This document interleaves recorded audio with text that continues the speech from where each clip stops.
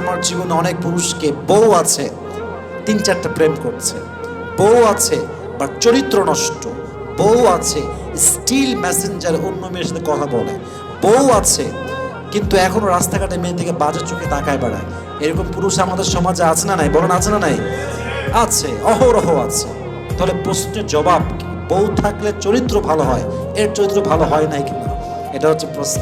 এটা আমি আগেও বলেছিলাম একবার যে বাসার ভেতরে বউ থাকলেই পুরুষের চরিত্র হেফাজত হয় না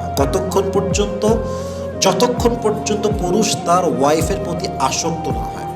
স্ত্রী থাকলেই যে আপনার চরিত্র একেবারে ফুলের মতো পবিত্র হবে, ইটস নট লাইক দ্যাট। আপনাকে আপনার বউকে ঠিক সেই ভালোবাসার জায়গায় রাখতে হবে যেখান থেকে রাখা উচিত ছিল। যদি আপনি রাখতে পারেন তারপরে আপনার চরিত্র ঠিকঠাক হবে।